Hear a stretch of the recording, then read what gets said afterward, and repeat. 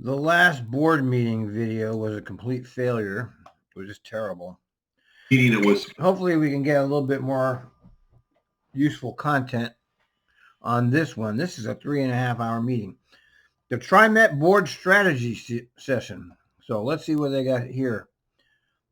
Scheduled a while ago to really start getting us ready for all of the things we need to do at this time of year, from budget to Doug's goals and objectives for the next year. But also we got this thing called COVID going on here that's impacting everything we do. So we've got a fairly aggressive agenda today. I'm hoping that we can learn from these, because there's a lot of meaty information here, both on finances, kind of where our priorities should be on the business plan.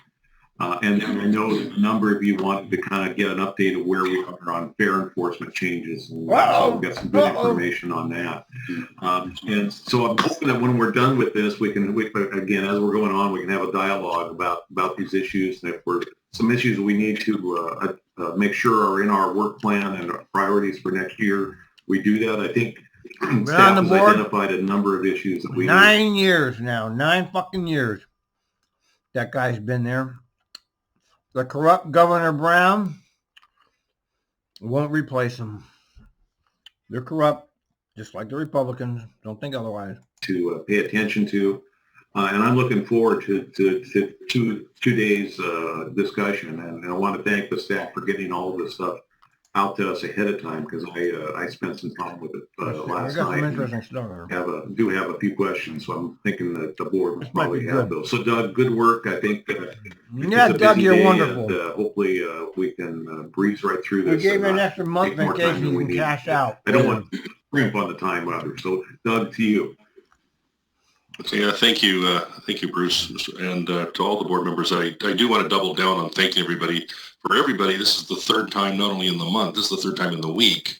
And for a few people like Director Simmons, we're up to about 5 times here in the month. So we've clearly used up our credit, and we hope we'll free you up shortly at about 12:30 today. So we do have a robust agenda here today covering several topics.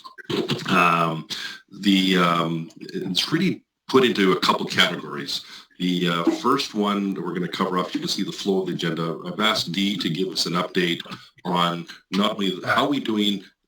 We're still early in the year. We don't even have the first quarter. Now this is important. The financial stuff is very important. So let's listen to this. Behind us. What does the current year look like as we think about next year's budget or our business plan? But also I've asked her to take a bit of, I'll call, assumptions in its purest sense, A plus B equals C, and look at the multi-year projection. And you can see some significant drop-offs here in year 3 for the agency revenue-wise. Please do not take that as, there's lots of levers that we have at our disposal, but that's its purest form to help in the understanding of the challenges and the opportunities that lie ahead. Okay. I wanted to put that first, solely as we go back to just over a week ago. We reviewed last week's business plan update on how we did last year in the business plan. So this is really setting the stage for the business plan discussion today, but I think we really need to have a better understanding of the levers on the finance side that go with some of the assumptions and the opportunities and challenges that faces us. Let's just take a minute here to remind you what this actually is. What this is a group of elites who don't represent the workers or the riders making decisions for the workers and the riders. This is your government who has this government has no accountability to the voters at all. TRIMET has got none. You can't vote them out. Public transportation in this country was set up so it wouldn't be accountable. In most places it's set up like this. There's a few where you can vote. But even the places where you vote, it's still corrupt. I mean, the entire democratic structure of this, of our governments are just rotten at all levels. Year and years ahead. So that's really the first 2 parts. Then we'll take a break. And after that, we've got a couple other parts that I had committed to the board I would do last just around pre-COVID time, was right now about fair enforcement. So Yes, Bernie's sure. going I to walk wanna us hear about through a scan of fair Bring it enforcement on, and man. hopefully Let's have hear a healthy and robust conversation A amongst robust- the board members today They're on a robust. free fare system. So what's going on out there? Okay, And then okay. finally, the other item was round fares is how is code enforcement doing? We set Yes. this up with Low-Income We Fair wanna hear through it. John Gardner's great work and the whole team's John, work yeah, they're all a few years green. ago Rah, now. rah, it's How robust. is this actually Try shaping up? So Rah, between the it's two, you can see robust. the fare piece is the second part of the agenda. So we've got lots to go on. So maybe I'll just turn it right over to Dee right now to move on to the finance piece first. Dee, over to you. All right, we can go. Come on. Okay, Dee, I'm passing I you can't the find my presenter. pen. I can't take notes. Oh, fuck. I can't find anything, man. Okay, is this okay? Okay. All right, well, what's happening here? Okay, come on. All right, let's look at this. All right. Stop. Okay. Budget. Prior year. Actual. 6. Oh, let me see what she says. But if you're speaking, we cannot hear you. Come on, technology, leaders in technology, I'm sorry. get your shit. So staff's worked very hard to put this presentation together, and we've worked on it right up until late last night.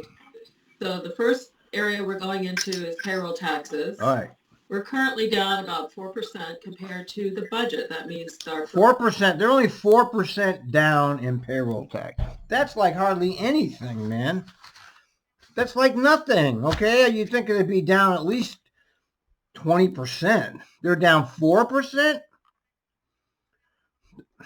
first 2 months of our fiscal year 21 budget, we are down 4%. That's like nothing. And 10% compared to prior year. On passenger revenue, we're down approximately 34% compared to budget and 62% compared to prior year. And that's $11.6 million, 62%. It's unknown whether it will be something that we can recapture. We'll see. Well, what about CARES Act? Federal formula funding, TRIMET will not be penalized due to ridership reductions or increased operating costs in fiscal year 22 and 23 because the formulas are based on prior year numbers, fiscal year 2019, 2020, or 2021, whichever is higher. Now, this is the money we get from the federal government every year. It's about $63 million. And what do they do calculated based on ridership. Now, so where do they use that 63 million? I want to know about that. Okay, so they get 63 million a year from the feds for something, federal formula funding. Now, will they tell us where that goes? And numerous other factors that are provided by the NTP, and it's 2 years behind in terms of we used 2 years ago data in order to calculate current year. But they have assured us that we're not going to be penalized due to the drops based on the pandemic. And for calculation purposes, future year growth is forecasted to be flat in fiscal year 2022, but growing 2% or 1.3 million every year thereafter. So they're not going to, so what she just said is going to be no decrease in the federal funding. Okay, because it's based on 2 years ago, which is an interesting thing. We wanted to talk a little bit about the two specific types of funding, the CARES Act funding. Okay. As you may recall, we received just under $185 million. All right. We've been pulling this down primarily using our preventive maintenance expenditures so that we could get all the money in-house and use. They've been using it for preventive maintenance. Did you hear what she said? What? They haven't been using it on service. It to fill the gaps for fiscal year 21, and potentially some of it is being pushed into 22. We'll talk about that more in a minute. But 1.9 million is earmarked for the City of Portland streetcar. They've been given the rules of the game regarding how they can apply for and receive this funding based on CARES expenditures. They got 185 million. STIF funding, it's based on currently we're considering using it for service preservation. Over Well, I would 60 hope million so. was received but not yet spent. What's this STIF funding? 25.5 million is expected to be received in fiscal year 21, and 32.8 is dedicated to capital projects. And Okay, why is that? Why are they continuing with that? Because we know why. Because it's corrupt. Capital projects should be the first thing that was cut, and the only thing that was cut was service. use of 60 million already includes the use of 60 million already received, meaning that we have money in the pipeline, we have money that is dedicated to projects that can't be changed to something else, and just to reinforce, it could be eligible to maintain service. We're still waiting to hear 100% on that. Oh, so they can. As for service, in the forecast, what we've done is we've taken 43% of total service reductions have been added back. We've factored that in. 43%, the total service that was reduced, that was 18.3%, included bus, max, and west. Primarily The bus. amount that was restored was just bus, and that equals 43% of the total. West service has remained unchanged, still operating at a 34% cut. And the West should be discontinued because it's nobody rides it. But you know, they got it in there, so your taxes at work. Lift is 62% from last year. The lift service was not reduced per se, but since it's a demand service, it has adjusted itself. Current fiscal year is operated at 62% below the previous year. Wow. All right, let me see. Ridership there's a gradual trend upward. As you can see, we had the big drop in April. We're starting to move back up. We are currently in about the 40 to 42% area over this last week. I don't know if they'll ever get Operating expenses were down approximately 21% compared to budget. This is good. operating. And 10% compared to the prior year. Service reductions, hiring freeze, fuel costs are contributing to the 7.8 million in savings so far. And that's the 7.8 million in the roughly 10% based on prior year right here. Okay, so let's get into some of the modeling assumptions on which the numbers you will see in a minute are based.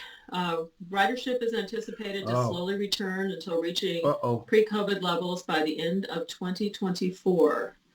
All financial modeling anticipates that fare increases will resume with a fare increase of 10 cents. So they're going to start increasing your fare again in 2022 and then every other year after that.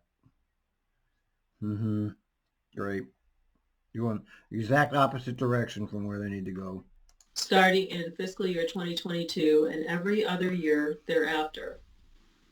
And as for service, the model includes DTP service starting in fiscal year 2023, that's Division Transit, and Red Line starting in fiscal year 2024. And this, of course, is dependent upon us actually receiving the almost 100 million from the federal government. STIF service preservation or expansion, all other service levels remain constant. No additional external funding is expected. Debt ceiling remaining at 7.5%. Months of operating reserves remain at 2.25 months. M&S, materials and supplies, held constant with 2021 levels, no automatic annual increase. General fund capital investments at 18.5 million in fiscal year 2022 and 10 million annually thereafter. Personnel services are maintained at fiscal year 2021 levels in fiscal year 22, increasing every year thereafter. We have built-in continued pension contributions of 5.5 million for the management plan and 25 million for the union plan. So here is the bottom line. All right, wait. Shortfalls are projected. We were able to push fund balance forward to balance fiscal year 2022, given all the constraints that I just described. This is a base case. There is no allowance for continuing expense or one-time only budget increases every year, so no more Bud 5s for the foreseeable future, or automatic service increases for capacity and reliability. Obviously, additional revenues or expense reductions are needed past fiscal year 22. But as Doug had mentioned early on in this presentation, we have many levers at our disposal to adjust as we approach the shortfalls. And there may also be some additional federal money coming forward, which is not included in the plan. But fiscal year 23 is going to be the significant drop off at 96 million. So we're in 32 and a fiscal half. year 21, right? I mean, they always, you know how they fiscal year, they have the fiscal year specifically to make things so that people can't figure out what's going on. That's why they created it, rather than just okay, we're at the what fiscal are we at fiscal year 2021 here? I don't know, I have to look it up. This year. Okay. Fiscal, yeah, we're in 2021 now. For 24, 3 million in 25 and 1.5 in 26. So why, unless something changes. so here they say 96 million shortcoming in 23, 32 million in 24, and then all of a sudden it drops. So I wonder how they come up with this. I hope she talked about how they came up with this. Changes pretty dramatically. Nothing is going to, we won't be in a positive spin until 2027. Of course, we'll balance this budget. There's no question that fiscal year 2023 will be balanced. We wouldn't put forward a budget that wasn't balanced, but it does mean that some significant changes will have to occur in the way we do business in order to make that happen. So given that, I'm open for questions. Okay, so it's good to know, but we don't have any specifics. Come on. Dee, I may just get you to ask also to comment on the use of the STIF funds. Yeah. Typically it was intended through the HP 17 for expansion and selected programs. Maybe if you can just comment to okay, that's HP some of the 2017. Conversations we've been having around it as it relates to this. That's what the STIF is. Certainly. We have a few assumptions that we have built in here. Right now, I believe that the actual utilization of STIF funds to continue service or to maintain operations is still in flux. Bernie, I'm going to turn to you now to tell us what the status of that is. So ODOT has indicated to us, so just a little bit of background. STIF funds, the House Bill 2017 legislation, was very clear in trying to provide that STIF funds could only be used for additions to the system. So the intent there was to prevent local governments and other entities from backing out their contribution to the transit system and replacing it with STIF funds. The legislature wanted it to be additive, not just a maintenance of effort. And so there's language in the legislation that essentially says that you can't use STIF funds to replace local funds that have been withdrawn. But things have changed, so I would hope that they would change the language. I mean, none of this stuff is set in stone. You know that, right? That HR 2017 was then, and this is now. In this case, ODOT has indicated that we have some flexibility that we can use STIF funds to maintain existing services if the loss of revenue is due to COVID and the economic downturn. So they've expressed the willingness to have us use the funds more flexibly.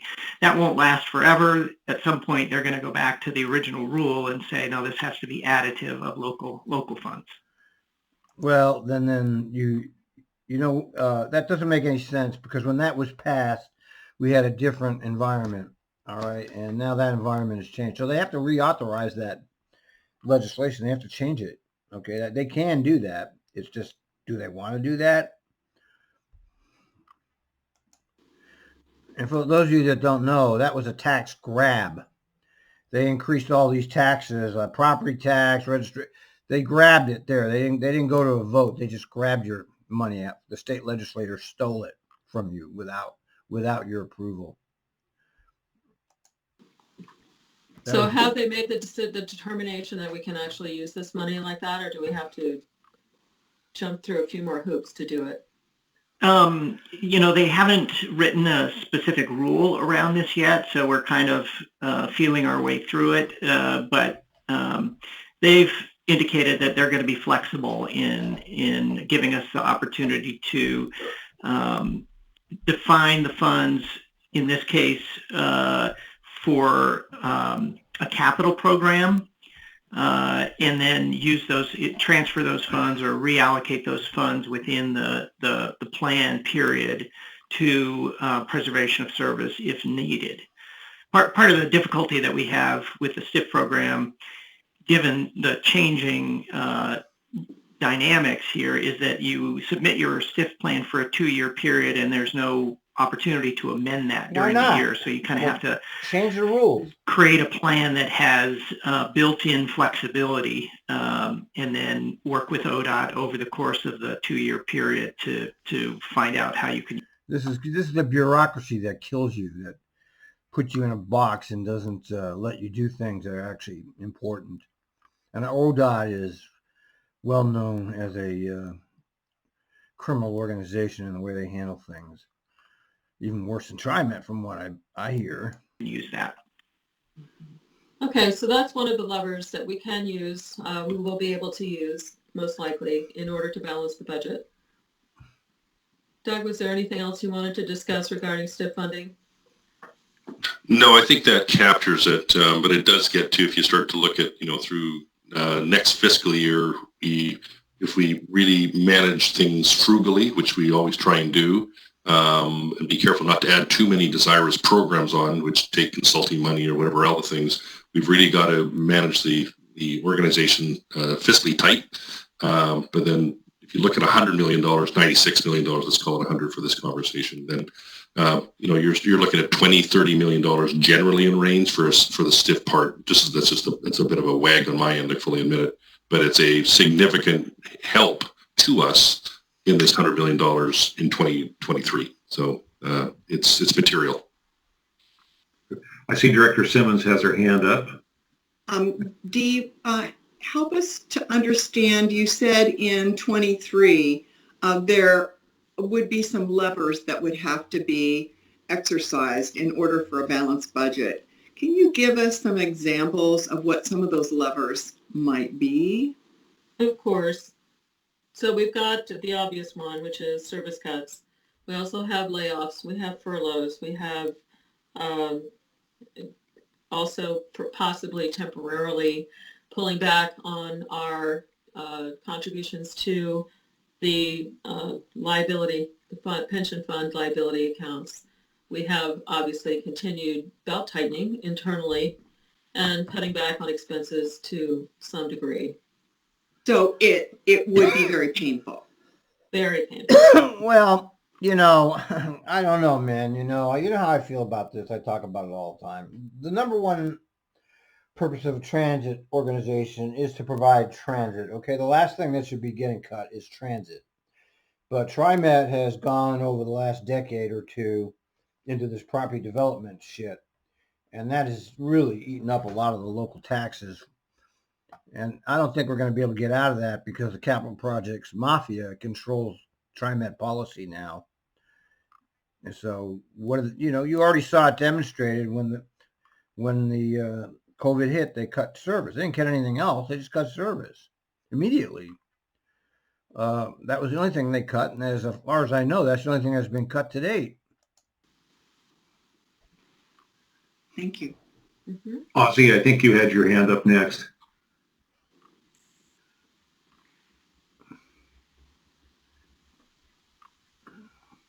Ozzy, are you there? Oh, there he is. Oh. Sorry, I must have muted myself. I understand that the STIF funds are a potential lever, and it's not entirely clear what pulling that lever means right now. But at this time, is there any thoughts on when or what conditions would prompt us to start pulling that lever? And do you have any speculation on what it would look like, and as far as what role the board would have in helping address whether that those funds get reallocated? Do we know anything about the potential for this process or what the process would look like? Well, what we have is the first thing we would do is obviously work with Doug to determine whether or not this was a lever that we intended to use first. It most likely would be, because what this means is that the planned use of the funds, of the STIF funds, will be. I think Dee Brookshire is pretty good. She's very good when she presents the information. You can understand her. She's very precise in her language. Deferred until the economy returns and it gets better. Not going to return. We know that. We would propose that. It's really an operational decision. So the general manager would be the one that would be the person who would say, okay, we're going to pull this lever. And then it would be full. See, it's all him. This is why public transportation is junk, because why is he the emperor king to make the decisions? He's not elected. He's appointed. He's not accounting. None of these people are elected. None of them. Pulled it into the budget process for fiscal year 23. It would come to the board as part of the budget. So I don't think it's a decision for the board unless it's a decision whether to approve the budget or not. But it's not a decision for the board. In other words, he makes the decision himself. That's great. Lovely. Doug, Bernie, feel free to weigh in. Yeah. Well, I just note that there's two other steps in the process for using STIF funds to maintain current services. The first step is that there's a STIF advisory committee that's meeting now, and they are responsible for approving the initial STIF funding proposal. We've gone to that committee and suggested to them a framework that allows flexibility for the use of the STIF funds to maintain existing services. They haven't yet approved that, but assuming they do, that would then come to the TRIMET board, and ultimately that would go to the Oregon Transportation Commission for final approval. Once that's approved, then it's within the purview of either Doug as the general manager or Doug and the board to make adjustments within the parameters of that plan. Thank you, Bernie. I have a follow-up on that, and this is about just procedure again. Doug, this one's for you. Where is the consideration going to reside for what potential STIF-related projects get delayed? Is that going to be at the STIF committee? Is that happening within ops? Will there be opportunities to at least review criteria as a board of how that decision will be taking place? Yeah, I think it's a great question, Ozzy. It'll probably be a combination of all of those things. So there will be some criteria established, like service, making sure, like when we jumped into the COVID, let's go back 6 months ago, we established some COVID around how we protect key areas of our routes in the decision making. So I think we issued a document on that for, now that was COVID time, so we didn't have a lot of time. We had to really move fast, but to protect, areas of inequity, for example, was one of the variables, and that would continue to be one of the variables as well. Again. So there will be some absolute ops decisions, internal ops decisions around structure and, spare ratio on buses. How tight do we run the rubber band, so to speak? How fast or slow do we delay electrification out? For example, in Division Transit, Bernie and I were talking about this yesterday, is as Division Transit comes online, and once the line, it opens, there's a bunch of reallocated existing bus hour. I don't even see how they can move forward with all of this, but I mean, they're moving forward with it. If it were me in charge, all of that stuff would be put on hold and all that money would be reallocated, but I'm not in charge, do we have to, because of our financial circumstance, have to phase that in as opposed to just turn the dial on and do it all at once? So there'll be a whole lot of those criteria, many of those topics, in addition to the internal ones, as I call squeeze the orange internally. I do come back to at the COVID, and I still say it's relevant today.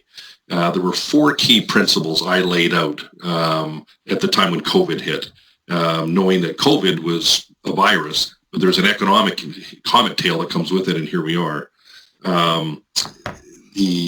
One of them was safety. We will not compromise safety. And I think we've all seen and loved where people play to the edge on safety. And I've seen examples in my prior life and mentors before me where they've had to shut down whole rail lines because they couldn't find the money to run it safely. And so WMATA is an example where they ran it and they had money, but they didn't do it safely. So safety for me is a foundational one for this agency.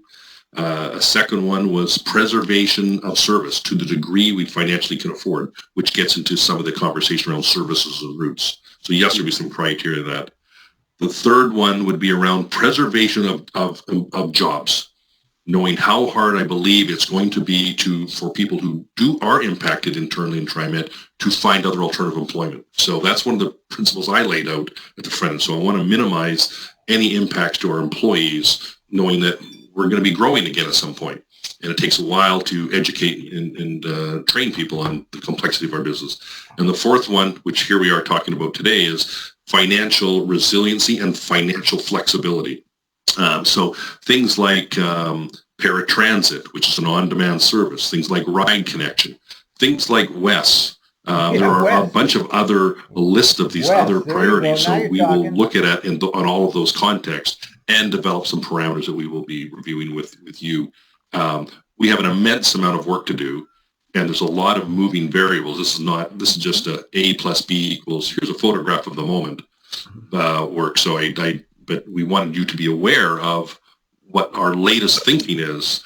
But as the revenue projections and injects change, including federally, a stroke like that, we could be back to CARES Act 2, and here we go again, right? So we have to be flexible in that resiliency of nimbleness, but be prepared in case the hard times come. So that's part of this shaping amoeba of our financial model and the related services and parameters that will have to come with that. So yes, that would be brought back to and through the board. Thank you, Doug. I really appreciate you sharing some of the criteria. We're not getting any specific information here. I'm sure you've noticed. We're not getting anything specific at all here. Like, what are they going to cut? Okay. And they haven't talked about it at all. They're talking about these huge deficits, but where's it? So I assume they're planning on cutting this amount of something. What is it? That you're going to be incorporating into these decisions. And I understand the need for agility in all of this. I want to underscore the potential benefit as a board member to being able to have some visibility as you're adjusting to these things and applying this criteria. I think it provides a major learning opportunity, and it enables us to better prepare ourselves to answer questions or to have a deeper understanding of why these hard decisions need to be shut up, Ozzy. Just so yeah, that's I really appreciate that. I look forward to learning I want to hear more about these difficult moments as the agency adjusts. You pontificating. Yeah, these are not easy things. Before my life in this industry, I used to work in the oil industry. Our price of oil would change literally every day. And so there's a nimbleness in the culture. We've been more historically of a semi-utility kind of, we see that in our pricing. We haven't changed prices in an awfully long time. So it as a government agency, we have other responsibilities far beyond the private sector that we have to factor in. So the decision making on things like this is more complex, and we need to make sure we listen accordingly and understand the impacts, because there are impacts, right? So it's always easy to put more water in all boats rise when you put more water into no specifics at all here. No. Sometimes you have to attack and take it out. So We will have some time on this one. This is the 2023. But let me just tell you, this is this kind of thing I want to hear. This is the kind of meeting I want to watch. This is the stuff you have to watch to understand what's going on, because you're not going to hear any of this. They're not going to write any of this down. This is the nuts and bolts right here. So I'll be watching all 3 hours and 34 minutes of this. Showed, as you can see on 22, it shows 0. This work started back in March. We just don't run ahead and run our business accordingly and go, gee, what happened? We've already started those decisions driven by COVID, as you saw, like $20 million in savings. So, cutting back, freezing salaries, freezing hiring to the degree possible. It can go down a long list. And now, the other part we haven't talked about is also capital. We've talked about the operating budget, but there's also the capital piece, which is all part of, some of it's federally related. And as that funding continues, and the degree it does, that may help protect us on some projects. But there's a lot of operating capital as well, and those levers are in play also. You can't even, That's right. That's why you saw that we still are. You can't even get an answer as to what fiscal year is it right now. Okay, watch. See, you don't get an answer. Oh, wait a minute. Robin Hood. So it's 2020. What fiscal year? I don't need to know what is this fiscal year? You can't. They don't even answer you when you Google it. Okay. What fiscal year is it right now? And nothing. They don't tell you. Now, why would that be? Why would you Google that and not actually get an answer? Okay. Why would that be true? I mean, all you get is this garbage. I mean, I believe it's fiscal year 2021. That's my guess. 2021. Let's go.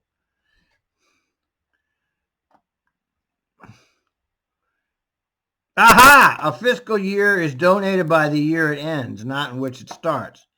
So the U.S. federal fiscal year, see how they do this?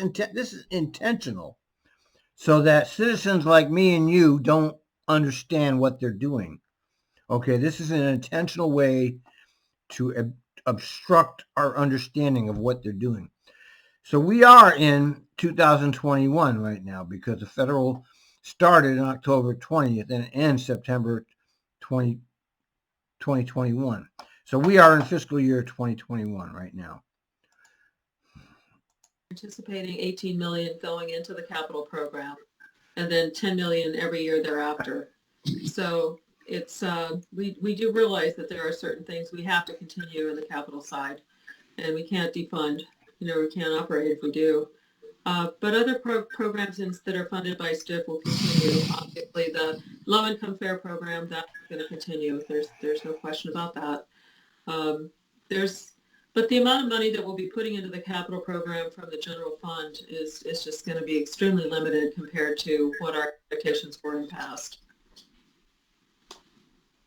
Good discussion. Ozzy, were you done? Get your questions answered there? Okay, good.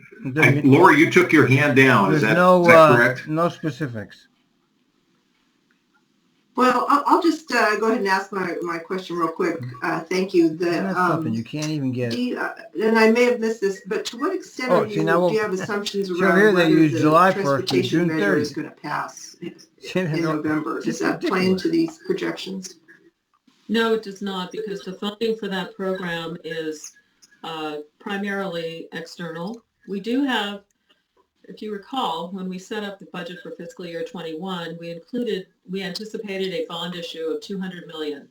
We intend to only bring approximately 120 million of that in-house if we get the funding for the Red Line project.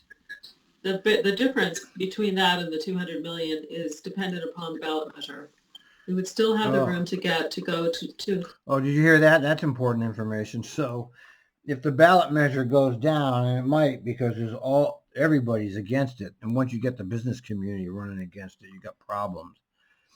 the Red Line project won't be able to get done. So all the money they put into the Southwest Corridor and all the money they put into the Red Line is all going to be wasted money, just like the CRC that wasted $250 million on planning that it just went into people's pockets and didn't produce anything. That's why government is an organization of crime. They are doing things based upon theories. I mean, they should never have been starting any of these projects without getting the funding lined up. That's not how they do it, though, because the taxpayers are on the hook no matter what. These are parasites here, all of them. This guy will be here a few years, then he'll go off with his big fat pension and do some other. He's already old. He'll go off and live a nice, luxurious retirement. Include TRIMET's $75 million contribution if that's where we decided to go. So it would not, it's debt service or bonds or Garbies against the federal money if it passes. Yeah, I'm also, I've been an advocate. There should not be anything called debt service in this equation. This is horrible that government is allowed to buy bonds at interest off the future revenues of the taxpayers. That's criminal because they're paying interest to the banks. The banks get rich off of this. Okay, it's a criminal operation. The debt service eats up. Great, thank you. They take the debt service out of the operating budget, by the way. And it's like it's I forgot what it is off the top of my head, but it's huge.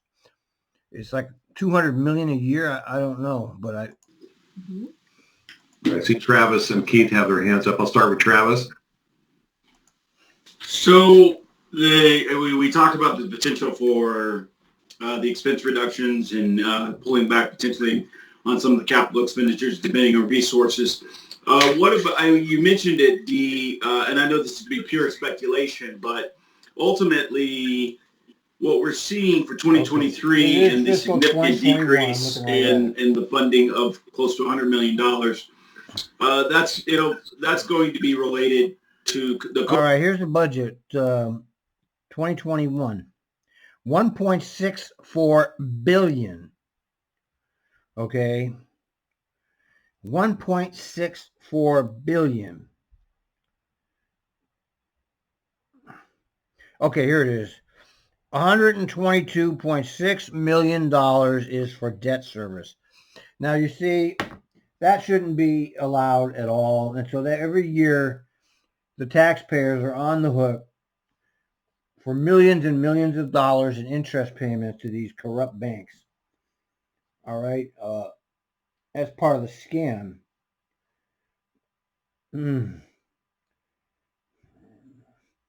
Anyway, I'm going to get into that. COVID situation, the lingering impact of that.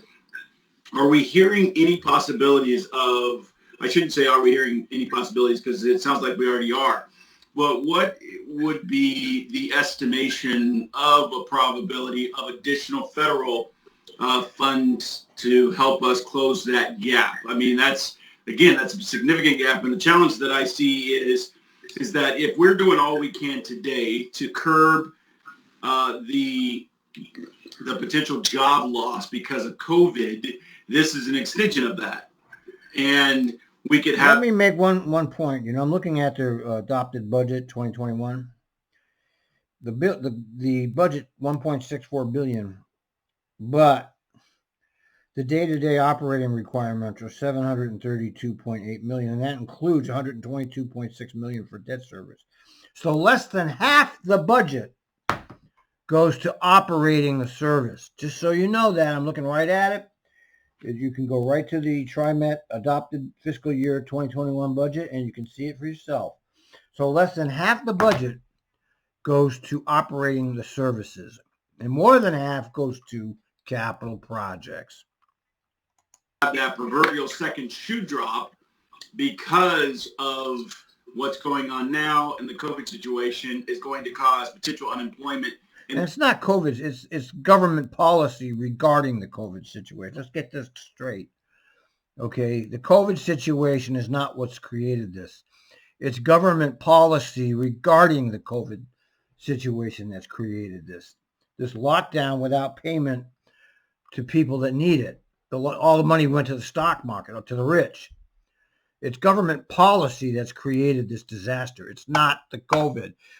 They want you to think that it's COVID. It's not. It's government policy created this disaster with the economy. In the year 2023. So, I know it's, like I said, I know it's speculation and conjecture, but are we hearing any potential probabilities of an additional round of stimulus that could go out to 2023 and maybe even 2024? Well, we are hearing that, and I'll turn it over to Bernie in just a minute, but I did want to let you know that there are a few indications that the economy is going to be returning faster than we thought. The state has revised their That's bullshit. Okay, I don't know where they come up with this. It's not going to come back.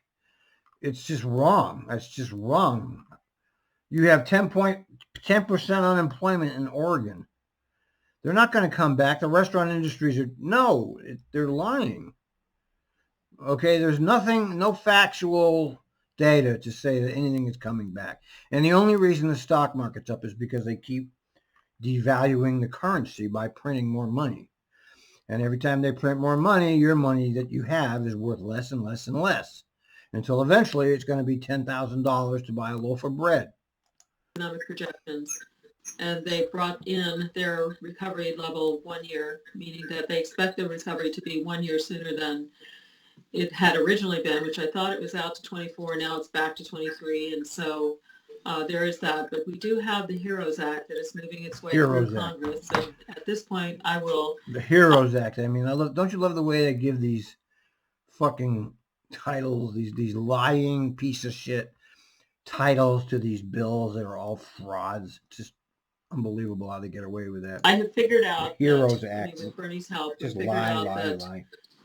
What it says is that the amount of money that we got from the CARES Act 1 and plus the CARES Act 2 can't be more than our entire operating budget in 2018. And since there's no chance that that's going to happen, I think that whatever money comes through to TRIMET of the $32 billion that's in that particular act, we'll be able to draw down 100% of it. So as far as the crystal ball, now I'm going to turn it over to Bernie.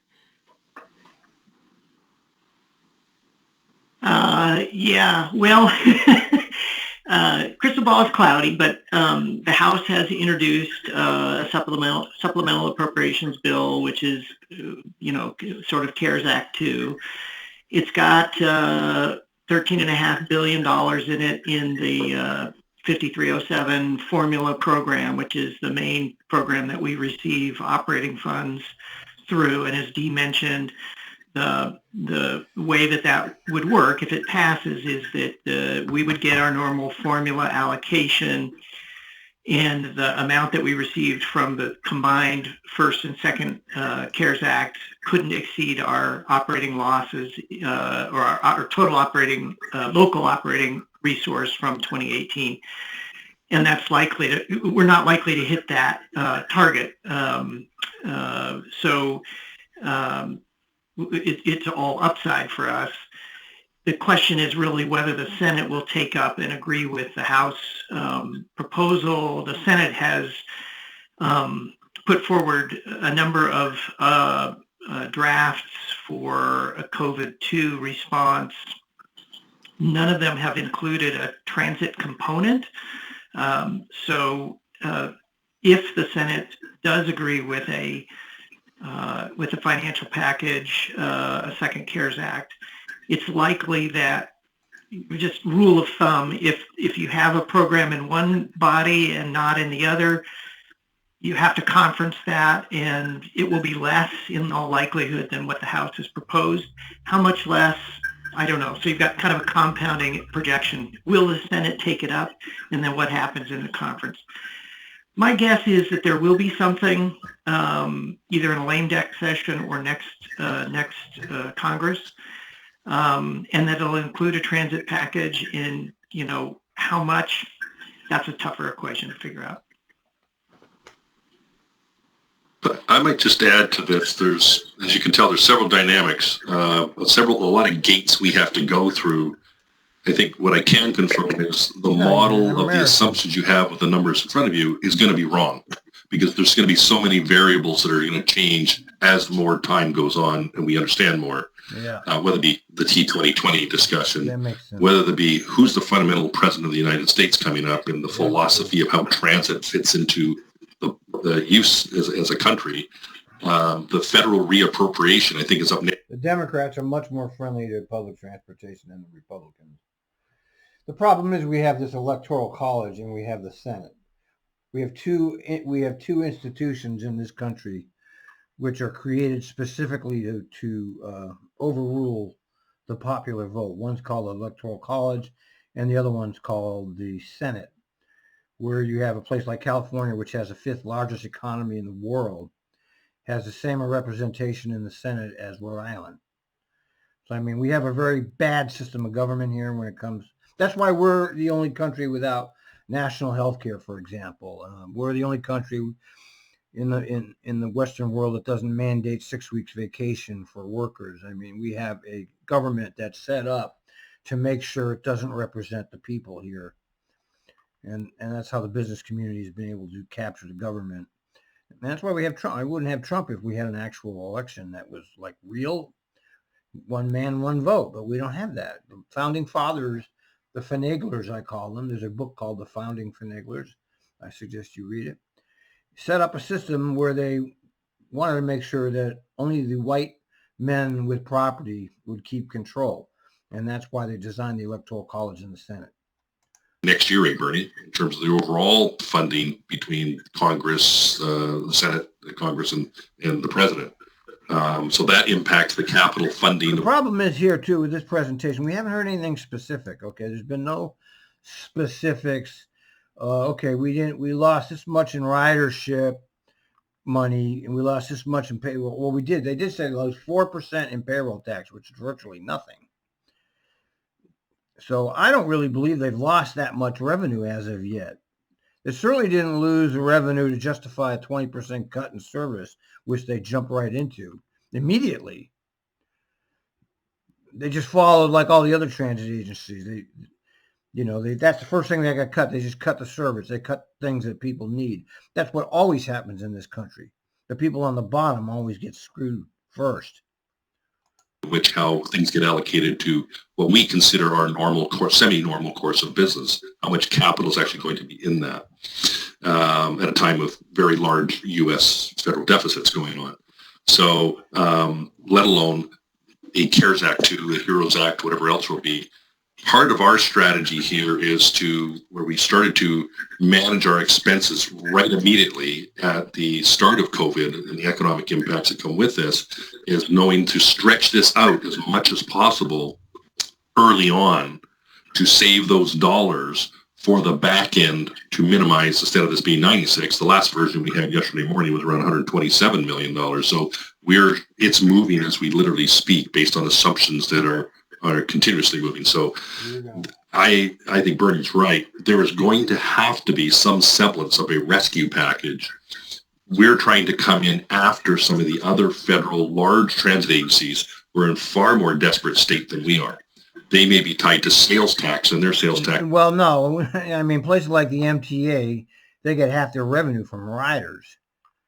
And, his example of sales tax versus payroll tax, I mean, the payroll, you have 10% unemployment. That's going to affect you. And the sales tax is going to be similar. So I'm not sure why he keeps saying that somehow they're immune from that. But places like the MTA, it's fares, that's half their revenue. Has plummeted now. And so they're probably going to hit a severe wall far sooner than we would, as you can see by these numbers. Some of them are hitting it right now this fiscal year, let alone fiscal 22. Let alone fiscal 23. So we're trying to, as a strategy, draft behind them to minimize our impact to hopefully we can grab the economy on a bit more of an upward trend sooner to minimize the net impact of this agency. So that's a bit of the strategy in the background. Very nonsense. Travis, did that answer your question? And are you, very nonsense. do you have anything else? Well, yeah, no, it does answer my question, but I've just got a quick follow-up. So when I'm doing financial projections, the question, I'm always kind of giving just an overview of what my perception is of the projection that I just delivered. So if we were to do that here, if you're comfortable, would this be kind of and as Doug just referenced, it's dynamic, it's moving almost daily based on all the new information that's coming and flowing. But if we were looking at this kind of as a worst case, kind of average or best case scenario, what category would we generally throw this into? Well, this is our base case. This is our most, 160. frankly, very stringent projection. It does include growth, as we mentioned, and it does include some expectations of return of fair revenue. If that doesn't come to pass, these numbers get worse. Yeah. And so we're monitoring this, as Doug mentioned, daily. And so as conditions change, I think Michael has run about 30 different scenarios so far. So we are continuing to monitor and consider every aspect of this. And we're not getting specific Excellent. here, but as I was reading to you, total day-to-day operating requirements are $738 million. $610 million is what it costs to operate the system. They throw in the debt service, which they shouldn't do. That shouldn't be part of operating. The capital improvement, that's something I don't have any idea. I know there's some necessary things that have to be done there, but I'm very much distrustful of what they do with that money. Thank you. I think what's fair to add on to what Dee said is we think this is probably the conservative case for us. We know we will balance to zero. The only question is what choices do we have to make to get to zero? And that's when we overlay all the... So he's saying that they're going to cut something, but they're not telling you what. The elements and I call the levers at our disposal to get there. And that's where I overlay the principles we talked about. One change in injection from the federal government could change all this in just a heartbeat. I think it will have a high probability of some semblance coming to help us, but we can't plan that's going to arrive. We have to do the work as though it's not. If it comes, that'd be even better. But I think this is probably a conservative overlay. Dee, is that fair? Exactly. And so if you may recall, we're not projecting that ridership is going to return to pre-pandemic levels until 2024. So right at the end of 2024, as you can see from even these numbers show you that there is. I don't think it's ever going to return to normal. I think it's over for ridership, especially in places like TRIMET where people can drive. And with all the working at home now, I mean, the great COVID resets happened.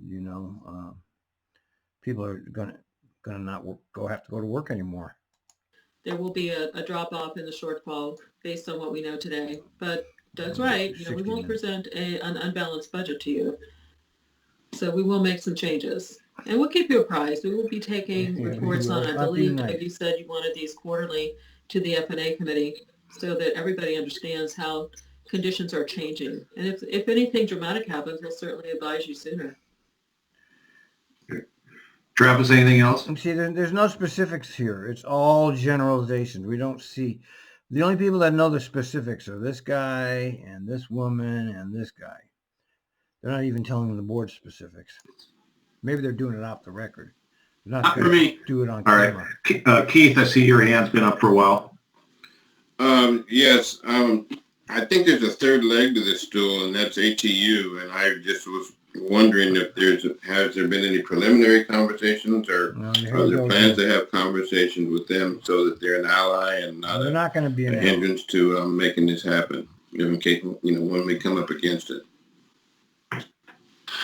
Maybe I can comment to that one. So without getting into the details of bargaining, some of this information the backdrop has been keep it all secret, right? Don't tell us anything.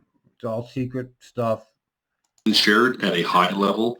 This is still unfolding, and the answer is absolutely. It's a critical partner to the viability of everybody. So for me, it's a must, Keith. That has to happen and continue to happen. I'm looking past the current bargaining photograph, but yes, those dynamics have been shared, and not to be dramatic about it, but it's just, this is bigger than all of us. Yes. But we need to be open and sharing the challenges that come with this, and including the principles I shared around preservation of jobs. That's been on all my town halls. I do in fact, I think I did one yesterday. So it comes up again, these 4 principles of safety, preservation of jobs, preservation of service, and financial resiliency. So they are well steeped in that. And the decisions to go against that, even the unpopularity of things like hazard pay. Well, I'd rather preserve jobs than pay hazard pay, so to speak. Those trade-offs, right? Right. So, Let's, or the overtime conversations. Yeah, he'd rather. God, what an asshole. Really, what a fucking asshole. Your life isn't at risk at home, Doug. You fucking piece of shit. Always have different philosophies of what it should be. So it shows up almost a question every time I have a town hall. So I'd say, yes, they're well aware and must continue to be a partner and well aware of this going forward. So great comment. Great. Thank you very much. Yeah, great comment. Lovely. Useless. Kathy, will you take your hand down?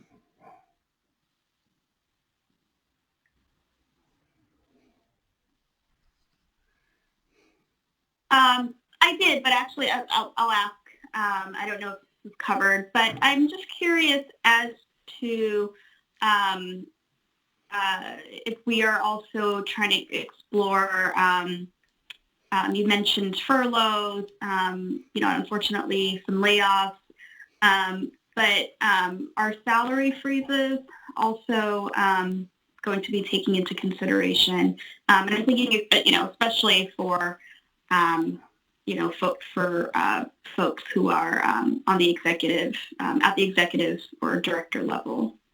As a matter of fact, that was put into play early last year. As soon as the pandemic hit, certain things happened right away. We froze hiring, we froze salaries. There's no wage increase current year for management employees. That may continue. So yes, we are definitely using that already. I guess a follow-up to that is, and I hope we're doing this maybe annually, is, also surveying our employees. I could just assume that with COVID and now with a lot of just the uncertainty in our financial outlook for the next couple of years, that people might be worried, stressed, anxious, maybe about their position. So I'm just wondering, I guess this is more also like an employee wellness question. I'm not sure if there might be others in addition to Dee who can answer just how are we assessing how our folks are doing, particularly in this time, and as we again, head into 2023, will there be continued assessment and programs to, again, help our employees? Mm. Yeah. That would be a question that I'll turn over to Kim, Sewell, and Doug. Yeah, but we are working on it. Just my own observation is that we are definitely taking steps, increasing town halls, working on people's needs and so on. So I'm sure. Doug, Kim, do you have any? I can share that we've had many attempts at engagement with our employees and communications to remind them of the services they have, of the EAP that they have. We've changed a lot of our leave policies to help them deal with the COVID and the wildfires. We actually just met with, I just met with my group about doing another survey for employees to kind of reach out to them, see how they're doing. We're regularly having folks have remote meetings where they engage with their employees, check in, have kind of a wellness check with them. So we are well aware that on top of the economic issues, there's all sorts of issues related to the remote world, and very much focused on making sure our employees do feel supported and do feel engaged. Yeah, right. Kathy, I maybe just to add to the first part of your point and question you raised was, are people feeling anxious, concerned for jobs? The answer is yes. Not you, you though. couldn't help but not. That starts with the executive team all the way through. These are, these are forgetting COVID, protests, riots, economy, all these things, fires. Cumulatively, it's taken a significant toll, not only inside TRIMET, but I suspect all people, no matter where you work or how you live. So the answer is yes, it is. We are doing town halls that I personally host every 2 weeks. I write out twice a week to all employees with best efforts. All of our leaders at the executive level down are having their own staff meetings on a regular basis. So we've had to accelerate communication up to the degree possible. But we know, in fact, I just did a town hall yesterday with our team, and it was about mental wellness and the spiritual health of yourself, not in a religious sense, but how do you cope? How do you manage? So we had people from the Cascade Center in to help us, and they walk through people of tools and tips and techniques that people can use personally. And the feedback we get is actually very well attended and very appreciated. And it's all across whether you're a cleaner, you're a bus operator, mechanic, transit planner, engineer, executive members, we're all in this together. And I've watched those, okay. And I don't know, I doubt very much many bus drivers are sitting through that stuff. And so I think the answer is yes. It's forefront for everybody is their own stability for themselves and their families. So yeah, we're very aware of this. Right, of course, yeah. Mm-hmm. Thank you. Good. Travis, did you raise your hand again? Oh, I did not. I need to put it down. Okay. Well, I have a couple real quick questions because I think we're running out of time on this agenda item, but good information, staff, and everybody putting this together, and good questions. Dee, the question I had is you in the airline industry are looking at 2024 as being when things get... That's the wrong thing. Get back to normal, or we get back to pre-COVID levels. Is that based on something from like our national like APTA giving us some ideas of what's going on, or is that just your best guess? That is our best guess. We've been looking at it, and also the state's return, the economic return. We're running these numbers at approximately, not 100% return, but eventually to in the high 90% return to pre-pandemic levels. Working with the service folks in Bernie's group, that's generally the estimate. Yeah, nobody needs hazard pay. Listen. As for service in the fall.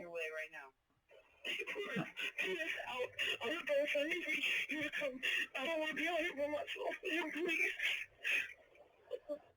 All right, we're sending with the police right now. Who needs hazard pay, right, Dougie? You're the one sitting at home safe and sound. But I'd rather save jobs than give them anything extra. Yeah, but your budget, which we got right in front of us here, $1.64 billion, of which only $610 million goes to operate the system. That means you have $1 billion that you don't use for services to the people. That's what this means. See, 1.6 billion here, total budget, 610 million here. That gives him $1 billion. And so I don't know where that other billion is being spent, but when he says he doesn't have money, he's pulling the old bullshit politician sleight of hand. I've had enough for today. We'll come back to this tomorrow.